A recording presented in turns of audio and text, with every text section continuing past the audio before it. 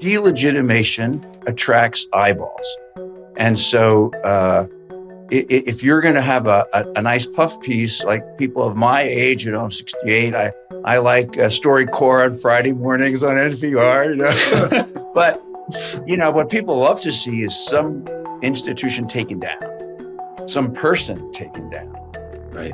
And the more precipitous the fall, the more attractive it is on social media and other vehicles for our attention.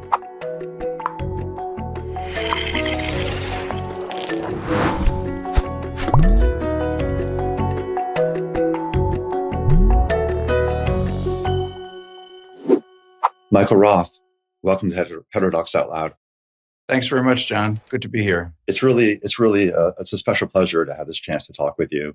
I've joked with you in the past, though it's not completely a joke, that one of the things I admire so much about you is that you have a way of being heterodox, even about heterodoxy. You're one of those campus leaders who we've learned so much from. You find your own way. You're an independent thinker. You have distinctive views about academic freedom at this moment.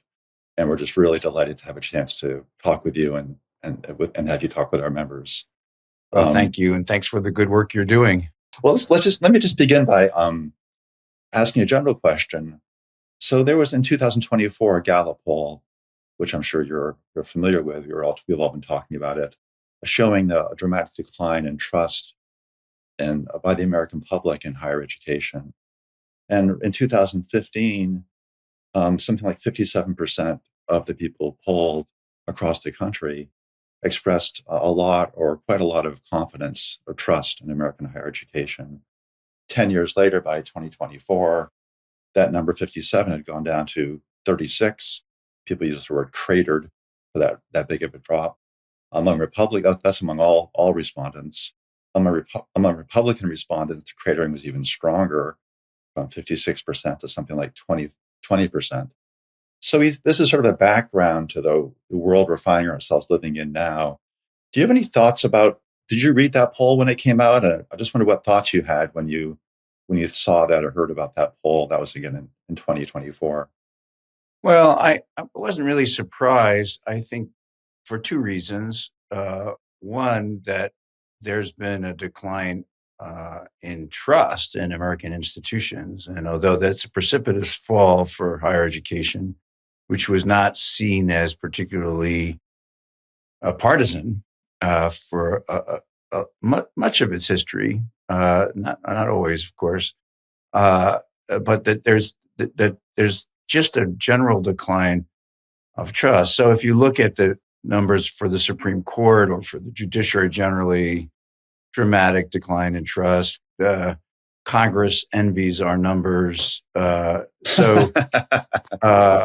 Journalism, right? I don't know. I don't know if there's a poll for podcasting yet. 10 years will probably be I used to like those podcasters, but now there are too many of them. So part of me was skeptical of the trust barometer. And on the other hand, Wesleyan is still a tuition-driven institution, and so we need students to really want to come there. Sure. And families to have trust in what we do. Wesleyan's one of our most elite liberal arts universities. So yes, it is. It's important. It is, and we have also to attract students because it's a liberal arts university, and less 10%, 8%, something like that of students really want a liberal arts education. So if you did the decline in trust in liberal arts, I don't know. I don't know if there is such a poll. So part of me was not surprised because there's been not an organic decline of trust or legitimacy in American institutions. This is an orchestrated attempt by especially the right, but not only the right. There's some forces on the left do this too. They think delegitimation is the best weapon in our in the culture wars, and so and part of that is orchestrated in this kind of, I'm sounding conspiratorial, like, it's a political thing, but it is a populist political move. But another part of it is it sells. I mean, delegitimation attracts eyeballs. And so if you're going to have a nice puff piece, like people of my age, I'm 68, I like StoryCorps on Friday mornings on NPR, but, what people love to see is some institution taken down, some person taken down. Right. And the more precipitous the fall, the more attractive it is on social media and other vehicles for our attention. So I think there's a lot of this is a part of a broader story.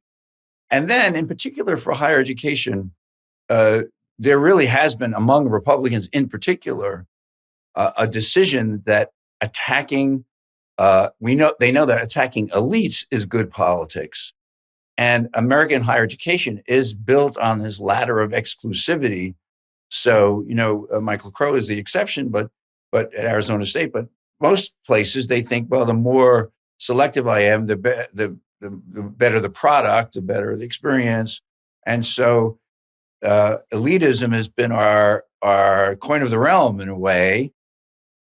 And anti-elitism is a much more powerful currency. It's the Bitcoin to keep the currency metaphor going. So so there's that as well. And maybe I just add one other ingredient to this, which I've been thinking about the last few days, really, which is if you look at this marketing tool, the Edelman Trust Barometer, as I recall, I don't have it open in front of me. The number one reason for a decline in trust in any corporation or sector of the economy is grievance. Right. And I found that I only learned that a couple of days ago, looking at their website. Grievance is such a powerful tool, and I think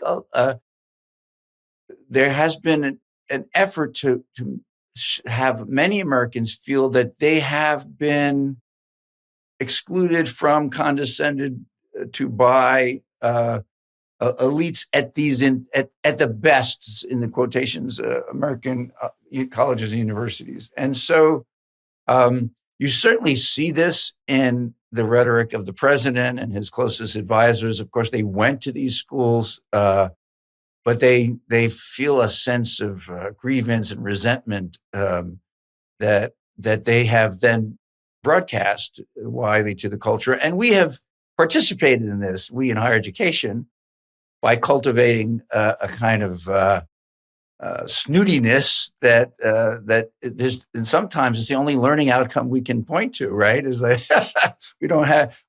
we can say, where did you go to school? And where you are in the pecking order is going to determine a lot of stuff, right? In our social relations. So I do think we've contributed to this, but can I ask you about grievance? Sure. I just want to say one last sentence. No, please. That it's much easier to destroy trust than to build trust, and so I'm trying to figure out that. So what would it take to restore some trust? But go ahead. I'm sorry. I go on. No, that's good. That's exactly what I want to ask you about. So, grievance can be flamed. Grievance is a flame that can be fanned and made bigger, but it's not a flame itself. It's something started the flame. And I just wonder if you would say something about that, because I agree with the trends you're describing. I think that's quite a fair and accurate description. But I'm still just wondering how you see the underlying cause, if there is one. And just one thing I'll just mention that you've written about before, and HXA has often talked about from the beginning of HXA, almost 10 years ago now, this decline in ideological diversity on the faculty. And as you know, in the 60s, the ratio of left to right leaning professors self-reported was about 2-1. Now it's something like 18-1. That's probably generous. Among the junior faculty, it's even steeper than that. In some measures, something like 40-1. And among grad students, maybe even steeper. So I'm not sure that's the cause. That's the flame. That change of ideological direction. But I wonder if you could say something about that. You've written so many interesting pieces in the last few months. Just fascinating work. Free speech matters, and so does DEI. I want to talk with you about DEI because your views there are of great interest to us and our audience. But one of your pieces is called is in U.S. Education News. In the Wall Street Journal. Our universities need diverse ideas, not ideological auditors. So there's kind of two parts, as often with a Michael Roth piece. There's more than one thing going on. Mm. Do you think that ideological the piece of that fact about the decline of ideological diversity within universities, and I'm sure you've seen at Harvard, part of the whip that they've been hit with is these stats showing that something like 90 plus percent of the professors at Harvard lean left. What do you think about that? Is ideological diversity the flame that allowed this grievance conflagration to get going? I don't think so. I don't. I mean, I've been associated with Heterodox Academy because I am concerned about it myself. That the lack of, I call it intellectual diversity, is an educational problem, just like the lack of other kinds of diversity is an educational problem. And so I do think it's a real problem, but I don't know. It may be there for some conservative politicians who felt like they couldn't get a date in college or something. Maybe there is some grievance there that they felt marginalized. That's speculating on motivations is a challenge. I usually do it anyway, but it's a podcast. That's what we do. I actually think the grievance in this case, the cultural grievance, there are two things I'd like to say about it. I think, and many people have pointed this out, we're in a culture where grievance really pays. To have a grievance is morally elevating. Now, the right was very critical of that when there was a kind of what we used to call the oppression Olympics, right? The conservatives were, I'm a Jew. Well, you're a Jew, but you're a white. So I'm a black person who has even worse history than the Jew. And you're a black person, but I'm a black disabled person. Oh, really? But I'm for Native. That kind of thing. Yeah. It really was taken up by some sectors of folks who thought of themselves as progressives, for sure. And I think it was really pernicious for a lot of reasons. I mean, I think it was a kind of the cultivation of sympathy is a good thing, and of empathy. I think that's a good thing, but the rejection of privilege or the rejection of achievement is a terrible thing. Right. And so that the famous privilege circle, people take a step back if they had this thing or that thing. And so the best person left is the one who suffered the most, right? That kind of moral philosophy is I think pernicious. But the grievance side on the right has been that the exposure of racial discrimination and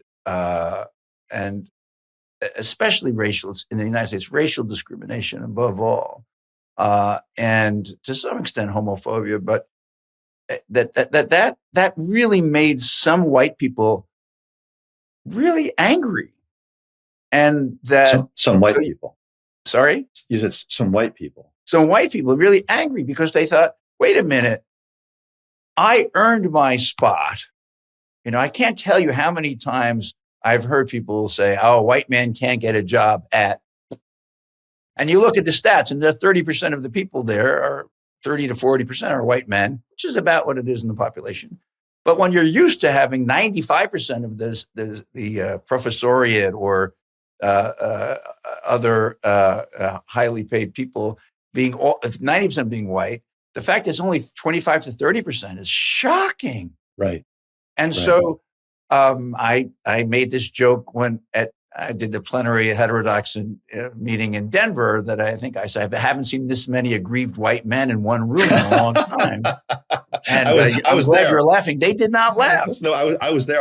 I just started as president, and I thought that was an amazing talk. It was fascinating. And because I think that just, I get it. Like, I didn't enslave anybody. That's the view, right? I didn't do it, and yet you are part of a group that has benefited from the racial hierarchies in this country. Right. And one of the Those things, two things can both be true, right? As good. an individual, you didn't do anything. At the same time, you are the beneficiary of a system.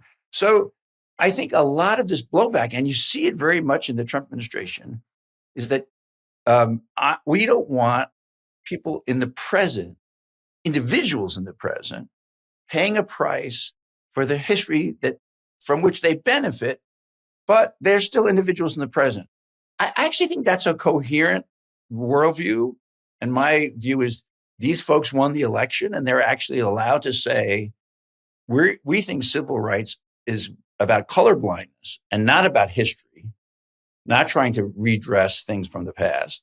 I disagree with that myself. It's not my politics, but my folks lost the election. So I think that that seems to me like the rejection of the anti-racist view of civil rights in favor of the colorblind view seems to me like that's what the elections are for. You get to decide those things. But I say all that because I think that a lot of the grievance against higher education is that higher education, especially since George Floyd, really embraced the anti-racist view, right, which is that colorblindness is a form of racism. right, And that even well-intentioned folks who are trying to be fair are actually, because of their intersectional biases, I mean, we can throw all the words around, that they're actually doing harm. And I think that many Americans, and not just white Americans, found this an assault on their individuality and on their ability to succeed in the world. good. So I think that's a big part of this. I don't know how many conservatives are wanting to go to graduate school in political science and feel excluded, or English. I mean, as when I talk to a conservative about this, they say, why conservatives are too smart to sign up for an 8-year dissertation and start, with that and be an adjunct professor somewhere and make $62,000 a year and a good year. But 50 years ago, that wasn't the case. So let me just reset the question, if I may. Please. At HXA, we look towards the future. We'd like to think, what university are we working toward? What should our goals be together? How do we move forward to make our universities as amazing as they might be? Every institution throughout all of human history has always been in a process of becoming. Nothing's fixed. And universities, from HXA's perspective, are very much that way. So, as you know, at HXA, we say things like, we love our universities and we want to make them better. Or we love them enough that we're actually going to insist that they be better because we really care about them. And you share that too, I know. But just but we look forward, we often look back and try to get a sense of the accomplishments, because I think those were lost sometimes. And just one stat that I like, you've probably heard it from me before. The last Ivy League school only began graduating women in 1987, which is the year I graduated from college. So to me, it just seems like yesterday. That's a remarkable fact about exclusion of women in higher ed. We've had great university systems in the past, Bologna, Oxford, Cambridge, Harvard, Chicago when it opened at the turn of the 20th century, Johns Hopkins, and so on. But none of those universities, they all excluded people dramatically. They excluded people based on gender, on race, based on class. They pursued the truth and knowledge in many ways, and they were fabulous for those reasons. More power to them. But by excluding people, they undercut their possibilities of their own success.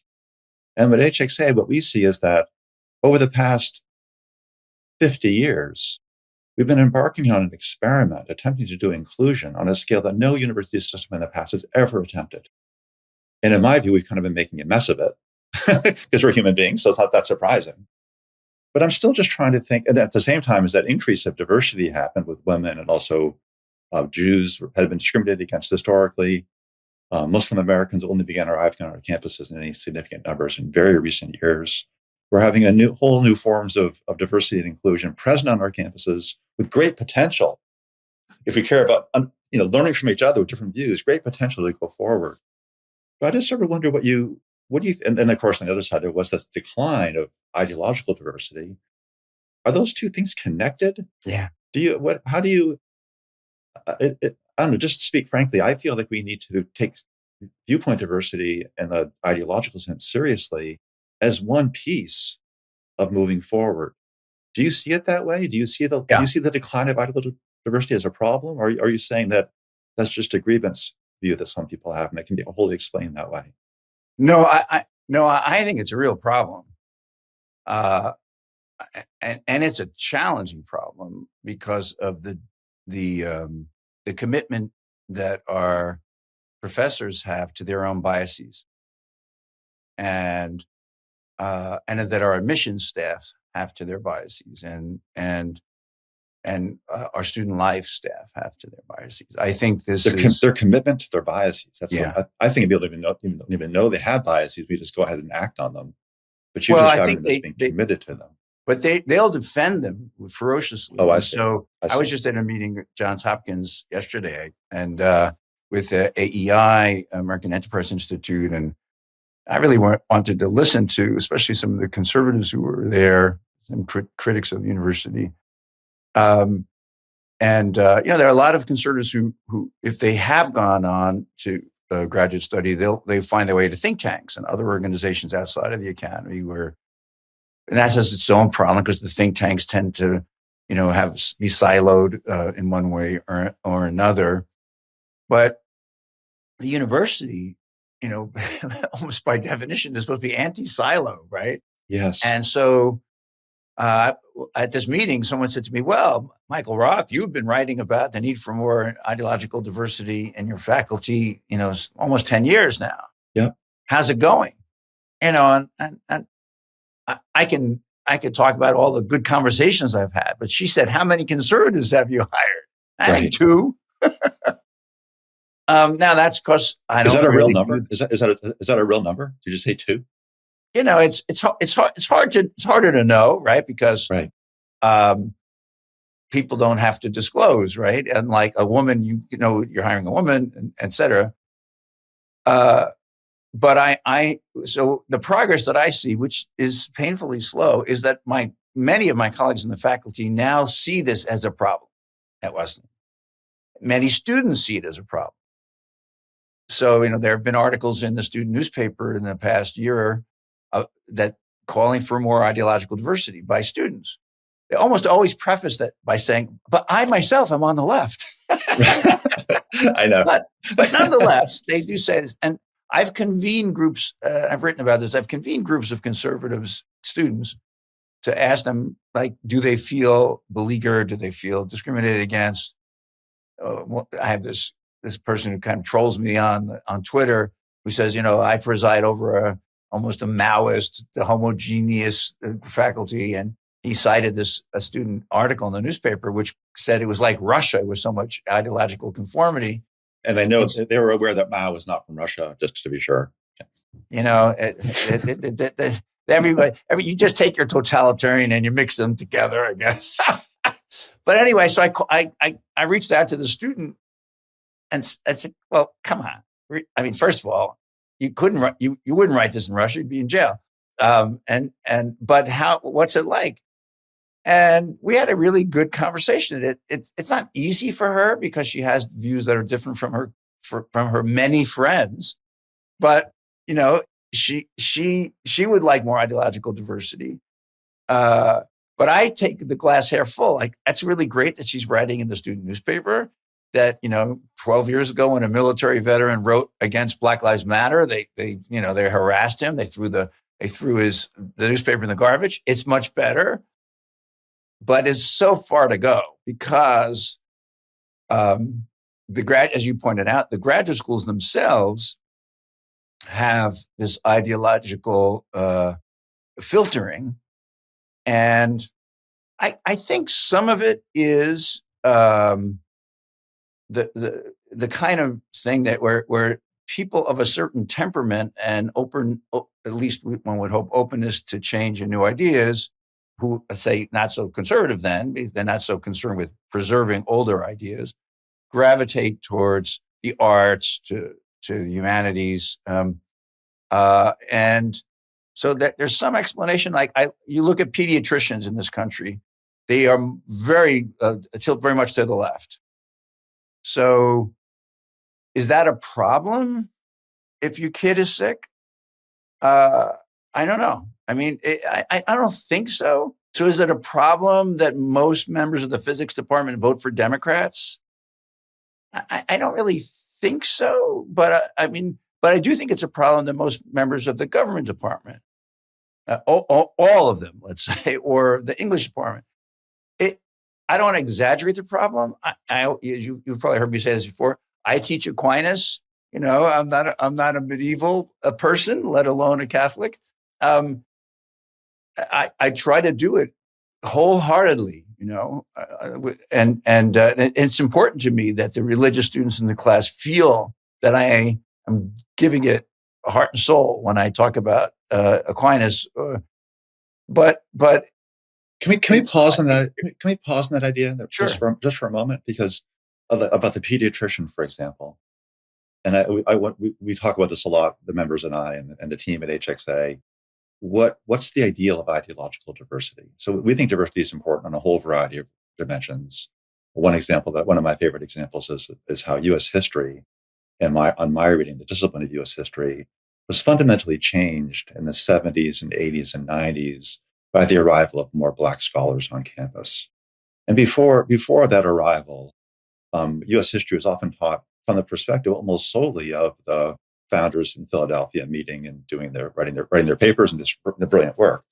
But social history, the history of unseen people, Black people, for example, of those periods, have been almost completely neglected. And in recent years, we've seen history, I think in part because of more diversification on the campuses, we've seen history with some downsides, but with a lot of upsides too, explore a deeper understanding of the founding by bringing into picture and putting attention on questions we hadn't even thought about before.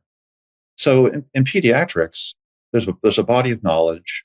It's not based on debate in the room between the pediatrician and the patient, for example, or the pediatrician in the room and some of the pediatricians somewhere else. In the field of pediatrics, of course, you want different viewpoints.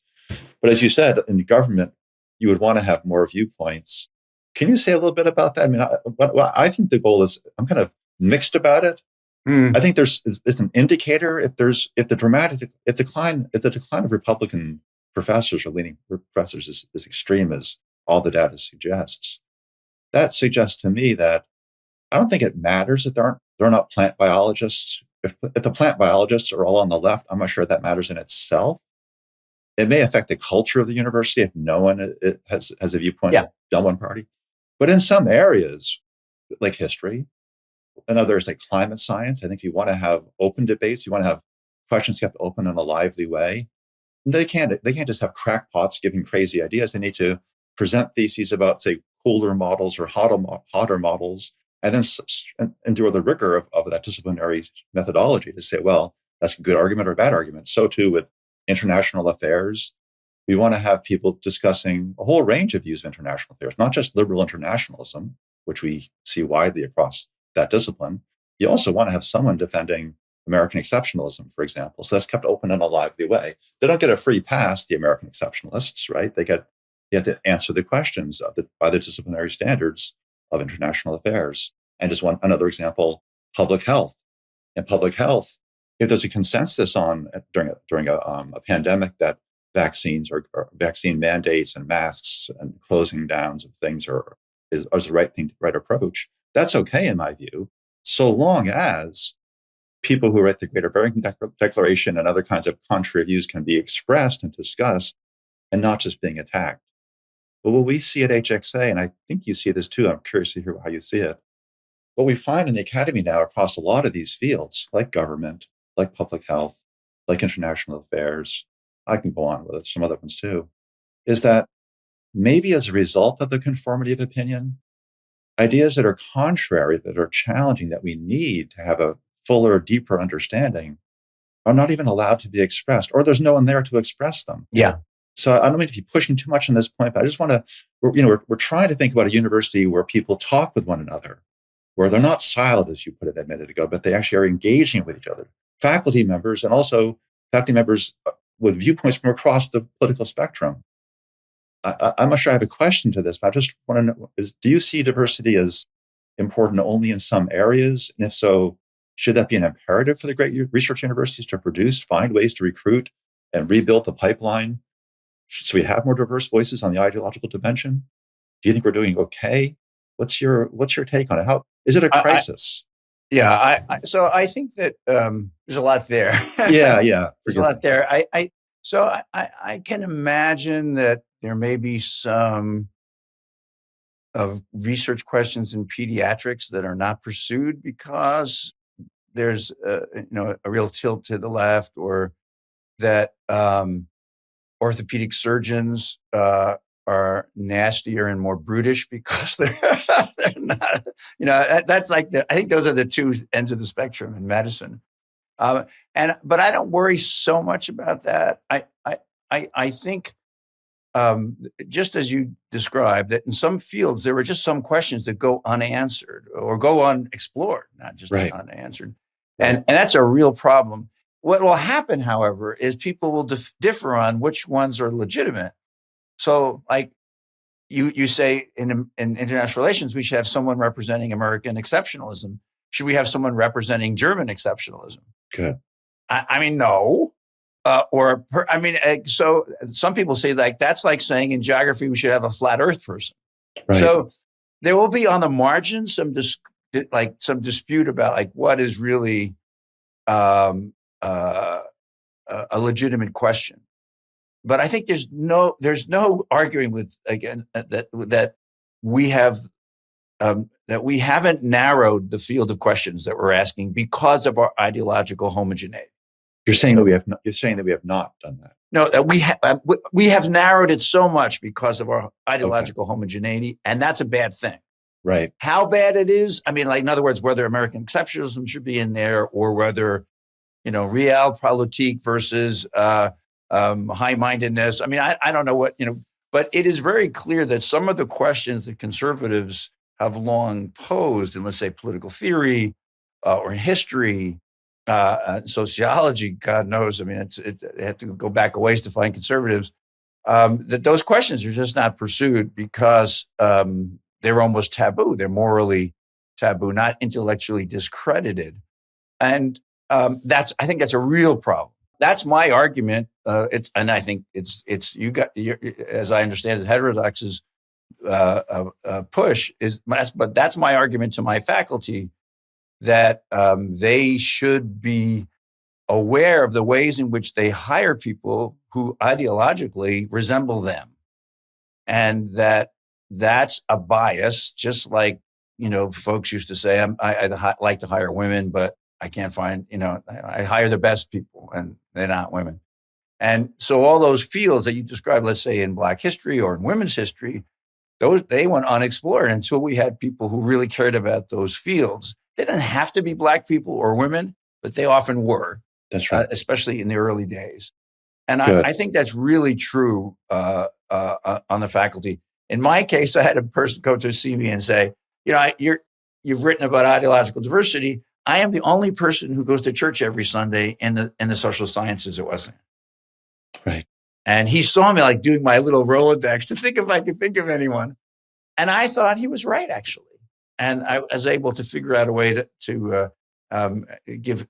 He was already there as a visitor, and to make that a more permanent appointment. And so your point about religious diversity is another one of these elements where we have things to learn from one another, and our ability to understand the world we're living in, understand the range of views out there, not just for civic engagement, though that's important too. But just in terms of understanding the deep questions about life, why are we here? Where is meaning? Where does value come from? Can I look back to something you said just a moment ago about a couple of examples you gave about the flat Earth society or the Nazi exceptionalism. The way I see that, I just want to see if this resonates with you. We think disciplines are really important, and disciplinary methods mean something.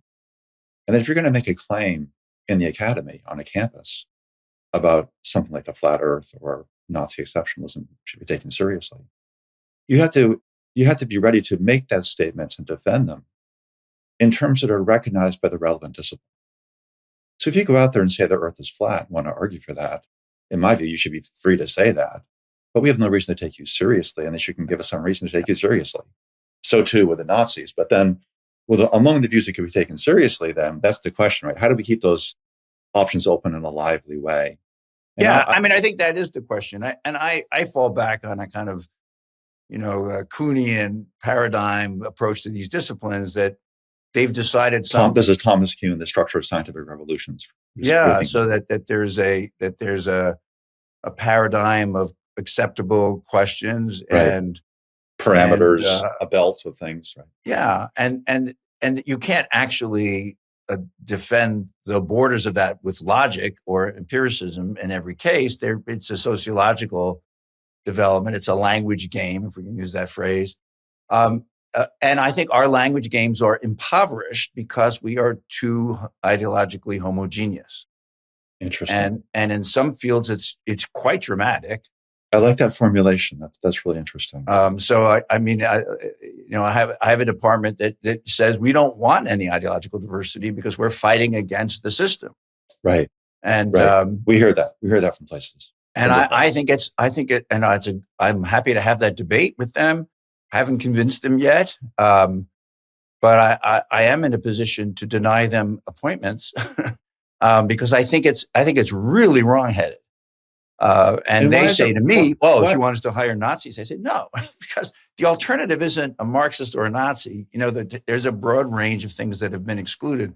If I give you even one example on the admissions side, years ago, a high school guidance counselor said to me that if he had a student applying to places like Wesleyan liberal arts colleges, whose civic engagement was defending the rights of the unborn, he would counsel that student to not mention that in an application. And I challenged him and said, "Oh, come on." He said, "It would be professional malpractice for me as a guidance counselor to allow my student to mention that." Wow. And I think that's just terrible. Right. And I've talked to my admissions people, but I assure me it wouldn't be that way at Wesleyan. And I think it's the proclivities of faculty members become over time departmental culture, which becomes departmental policy, and the narrowing effect is dramatic. And as you said before, you're impoverished. You don't get to see certain approaches to meaning, significance, literature, history, because you're too comfortable with your colleagues ideologically, which spills over into these other things. And that's why I've stayed so interested in what Heterodox Academy does, is because I think this is a real problem. Whether it's related to the decline in trust is unclear to me, although the statistic you gave in the beginning is, I think, very telling, which is that the decline in trust among Republicans is much greater than among Democrats. It is. Which does lead reasonable extrapolation from that is that Republicans are especially angry at colleges and universities because they've been excluded, mocked, or disrespected. That seems to me a pretty good reading of the data, and I think it's really on us in positions of leadership at colleges and universities to make changes that speak to those concerns. I really appreciate that. Let me share an anecdote, if I may, just a story from my own experience. I was a professor at Brown for many years, as you know, and I was a professor in a political science department at the time when the 2016 election happened. And I remember vividly being at a department meeting, and before the meeting started, some of my colleagues in American politics went to the chalkboard and started doing projections on the election outcomes.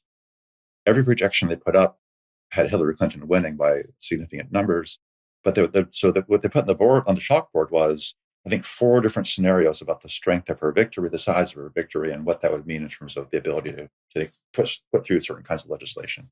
These are really high-powered experts on American politics, and they study campaigns and elections and teach it. And of course, they were quite wrong. they got it wrong. Not everyone was wrong. Some people saw some things happening. Musa Al-Gharabi, one of our colleagues at HXA, wrote what now seem to be really prescient essays about Yes. the shift of certain African Americans and Latinos towards Trump, even though he was portrayed very differently in the media.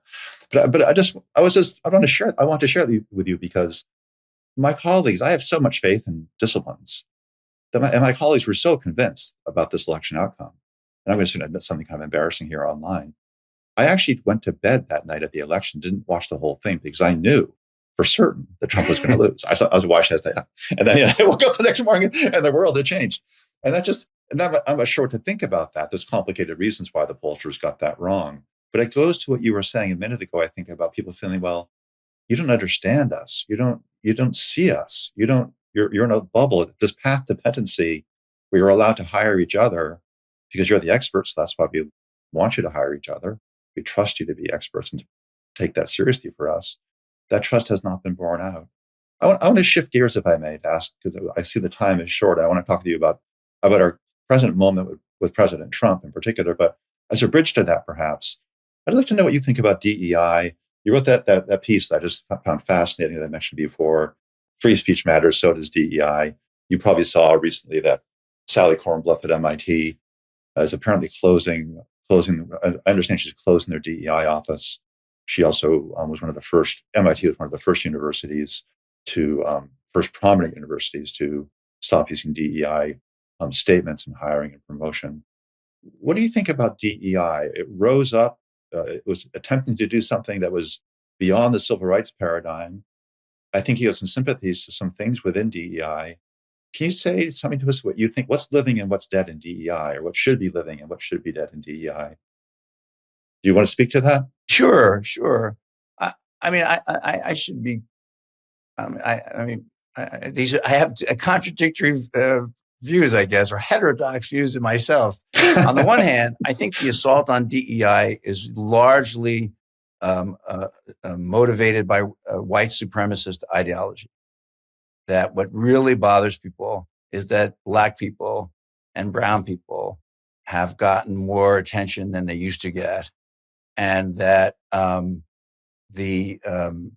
it's very clear in the current administration. Anytime there's a problem, they want to blame it on, find a Black or brown person and blame it on, take Black heroes' pictures off the walls. I mean, it's so obviously racist that I think I just want to start there. That to me, that it's really appalling. I'm sorry, you're saying that some elements of the critique of DEI come from that source, or are you saying that is the source? I think the energy comes from that source. Just like the energy for DEI came out of rage against police brutality and the murder of Black people by police officers, especially now 5 years ago, I guess. But the practice of DEI was cockamamie in many cases. Use a technical term. In other words, I think Kennedy's anti-racist ideology was meant as an acceleration of the civil rights paradigm from the 60s. But labeling Obama and Martin Luther King Jr. racist because they aspire to colorblindness always seemed to me wrong-headed. A commitment to eradicate racism is hard to disagree with, but and I don't disagree with it. I think it's a worthwhile endeavor. But the kind of the incentivization of the industry of diversity, equity, inclusion led to some like just dumb stuff, really. Right. That the trainings often don't work. They're the opposite. They're the opposite. Worse than that, they're counterproductive. Right. We now know, and the easy recourse to the systemic, as my students always say, they seem to get this in middle school. They blame something on the systemic X, discrimination, racism. And what they mean is it's important, large, it's some, and I just think that led to a lot of shoddy thinking. However, the reason we've been talking about diversity, intellectual diversity, I think diversity of life experience and cultural diversity, intellectual diversity is a really important ingredient in a successful education. That fact that we added, it's not just a bunch of rich white guys in colleges and universities, I think makes the experience of learning much richer than it would be otherwise. The reason I think that we should have a broader range of opinions in these departments is not because I share those opinions necessarily. On the contrary, you learn from people with whom you don't share opinions. So I think diversity is a very important value. And I think that belonging is something, a feeling of belonging as part of a learning endeavor is very powerful. So, and I wrote about this in that piece, that when you're in a classroom, and I think, John, we've talked about this before, when you're in a classroom, when you build a culture of friendliness, if not friendship or mutual respect, then you can really have better debates, Clearly. and it changes everything. Why? It changes Because everything. you actually all feel you're doing something together. That's what that's how I understand inclusion. It means, like, when I'm talking about, I don't know, something on race, I don't just point to the black kid and say, well, you tell us about this. Or, which happened to my daughter in middle school in Middletown. They were reading middle school, believe it. They were reading Night and Elie Wiesel's book, and the teacher said, well, you're the Jewish kid in the class. What do you think? You don't do that. Because you want belonging or inclusion. And equity just means fairness. There's nobody against fairness. So in that piece, I'm just saying, let's not forget that we value diversity for good reasons. It helps us learn. We value belonging for good reasons, and fairness. And the example I use in that piece is, if somebody talks all the time in your class, you want to find a way to not let that person dominate every conversation. It's just not fair to everyone else. It's kind of, so as my middle of the road approach to this thing. So I think that, when I wrote that, and I think in my graduation speech, I actually just reversed the order, because if you just put equity in the middle or first, people like all these things. What they didn't like was being told, you must be a racist because you belong to this group, right, or you must be a victim because you belong to that group. Right. And in recent years, that got connected to an anti-colonialist ideology, which, again, I think broadly, colonialism is a bad thing. But the anti-colonialist ideology, where you must have, if you're not a victim, you're a perpetrator, which we also saw in certain forms of feminism in the 80s. Sure. That's just, I think, bad thinking. It leads to bad outcomes. That doesn't mean I don't want to protect people from sexual assault. I do think sexual assaults are a real thing. And there are good ways to protect people and bad ways, and punish perpetrators, and there are bad ways of punishing them. Can I just jump in there, just because I want to just change something that you said. I think you'll agree with me. I would say that I want to hear people feminists say things that are somewhat over the top. I want to hear people say really strong views about race. I want to hear people intelligently defend positions that are maybe outrageous and things I don't think are helpful if we actually all adopted them. But the thing about DEI at universities was it was adopted by many universities as kind of the operating system of the university itself. So it wasn't just, maybe that's wrong, but that's how I see the problem about DEI in the university context, that it was so all in, and administrations in particular went so all in, that it wasn't a debate, wasn't a discussion. In fact, it was an operating system. And that's what I think many people found worrying. Yeah, I don't know. I like just to say, please. I don't know the landscape of the universities as well as you do, but I think that what I worry about there in that statement is, like, the person who says a white guy can't get a job at Harvard when 35% of the professors, assistant professors, are white men. I just worry that we exaggerate its pervasiveness. But when I say that out loud, I realize that's because I don't want it to be true. It might be true. It's not true. It wasn't true at Wesleyan. At Wesleyan, we have a very strong DEI group. What they do is that they help first-generation students, many of them are Black and brown, be more successful, especially in STEM. And that's what we do. And when we have anti-Semitism thing, we bring it to DEI. When we have sexual assault, goes through our DEI. So we had some of the training stuff that I think that I found problematic, but we didn't have it as a that pervasive cultural thing you're describing. And so that's just my hesitation. Okay, that's fair enough. I hesitate at the end of this, toward the end of this conversation, to raise this huge topic about President Trump and the current situation we're in. Maybe I'll do it this way. You're one of the signatories to an important letter that was signed by many presidents. It came out in late April 22nd, a call for constructive engagement. Can you say a little bit about that? And the question, I suppose, I'd like to have you hear anything you'd like to share about. You can pick and choose any angle you want on this. We have now an administration that is taking extraordinary measures at universities, or many people say against universities. How do you see this? How do you see what's happening in American higher education and this relationship to this particular administration? Is there a possibility for constructive engagement?